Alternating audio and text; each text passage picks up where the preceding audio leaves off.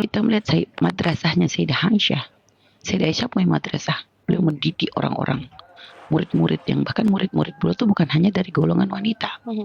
Beliau banyak juga punya murid-murid dari golongan pria. Tapi ternyata tetap beliau tuh menjaga.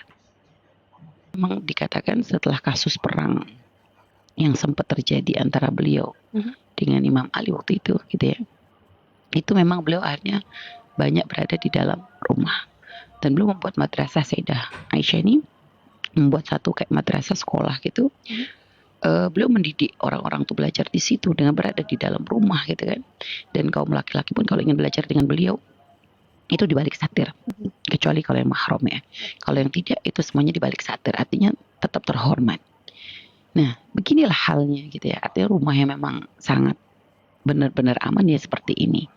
Tapi dengan kondisi sekarang yang ada gitu kan, ini seperti apa? Makanya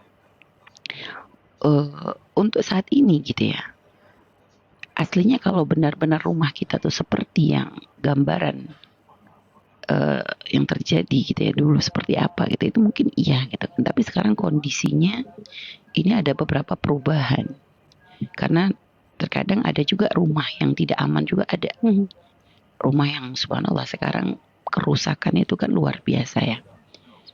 Kerusakan tuh luar biasa sehingga sampai mohon maaf ya sampai terjadi zina maharim itu, zina mahram, bapak dengan anak, kakak dengan abang dengan adik, kayak begitu. Itu kan sekarang banyak terjadi, paman dengan keponakan.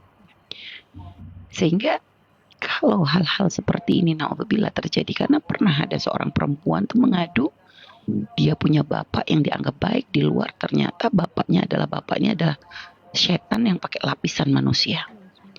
Jadi setan aslinya dalamnya iblis ya, tapi dia pakai ya ini singa berbulu domba itu ya begitu.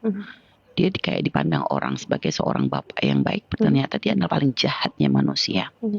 Si anak ternyata tidak merasakan aman ketika berada di rumah karena bapaknya sendiri adalah penjahatnya. Sehingga kalau kayak begini maka keluar rumah dia tuh wajib daripada bertahan di dalam rumah yang seperti itu. Jadi dalam kasus-kasus tertentu gitu ya, ini bisa menjadi pengecualian. Artinya jika ternyata, karena aslinya dijadikan rumah itu sebagai tempat berdiamnya wanita karena untuk keamanan dan kenyamanan. Maka ketika keamanan dan kenyamanan tidak ditemukan di situ, maka ada perkenan gitu. Bahkan sebagian keluar dari rumah bisa saja hukumnya wajib jika ada kasus-kasus yang ternyata rumah menjadi tempat yang paling tidak aman untuk dia. Gitu. Jadi keluar dari rumah itu wajib.